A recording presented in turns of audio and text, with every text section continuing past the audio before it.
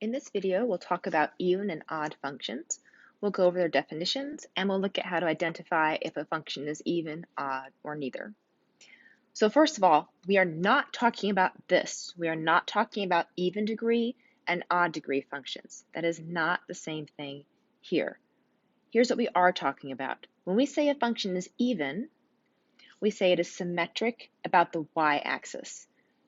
For example, the function y equals x squared. That's symmetric about the y-axis because if I were to fold my graph on the y-axis, my graph would match up. That y-axis is a line of symmetry. If I flipped my graph over the y-axis, it would look the same as when I started. This one is not even. This is also a parabola, so it's this one. It's y equals x minus 2 all squared. That's not even. If I flipped my graph across the y-axis, it would not look the same anymore. It would look like something over here. So this one is not an even function. It has an even degree, but it's not an even function. So more formally, here's what an even function is. For all x in the domain of f of x is equal to f of negative x. What that means is that opposite inputs go to the same output. Let's go back to that parabola. Pick an opposite input. Pick maybe x is 2 and x is negative 2. They have the same y value. You've got 2, 4, and you've got negative 2, 4. That makes it an even function. Take a look at this table. Here's another pair of opposite inputs. Notice they have the same y value. Negative 1 and 1, opposite inputs, same y value. That's another even function. Looking at an equation here, this one's also even. You can probably convince yourself of that by noticing that anytime you plug in opposite inputs, like maybe 3 or negative 3, you're going to get the same output because when you square them, if you square a number and its opposite, you always get the same value. So this one is also even. So what's an odd function? Well, an odd function is symmetric about the origin. That means that it looks the same if you rotate it 180 degrees. If you take your paper and turn it from right side up to upside down. For example, here's an odd function. Watch what happens when we rotate it upside down. It looks identical. So look at this one. This one's not odd. It looks similar, doesn't it? This first one over here was y equals x cubed. This one is y equals x minus 2 all cubed. Again, odd degree. When I rotate this one upside down, though, it does not look the same anymore. Look what happened to the x-intercept. Rewind the video if you need to. This one is not an odd function.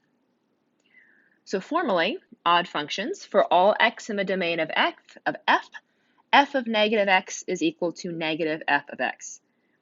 In other words, opposite inputs go to opposite outputs. Again, you can see that on the graph here. Let's pick some opposite inputs. So maybe again 2 and negative 2. So 2 comes all the way up here to 8, and negative 2 comes down to negative 8. So opposites.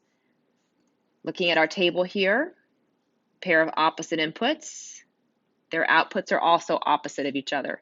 Same with negative 1 and 1. They're going to opposite inputs, or outputs rather. So that's an odd function. 5x cubed, also an odd function. Again, you can probably convince yourself.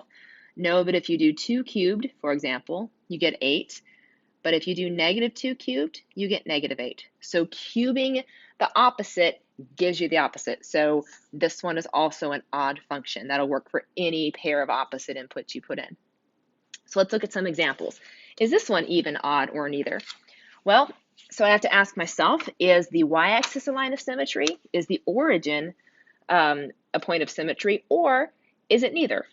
So when I look at this, I notice if I were to fold this on my y-axis, I would have my function matching up again.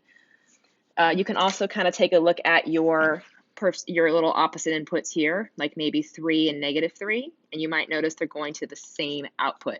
That happens at 5 and negative 5 all along. If you were to rotate it, it does not look the same anymore. This is an even function. So now take a look at this one. Let's say we just have to look at what's going on with our opposite inputs. So negative 2 and 2, okay, they're both going to the same output. That looks even so far. And then 1 and negative 1, they are not going to the same output. So this function is neither. And then finally this one, even, odd, or neither. So don't get too excited just by the degree, but convince yourself.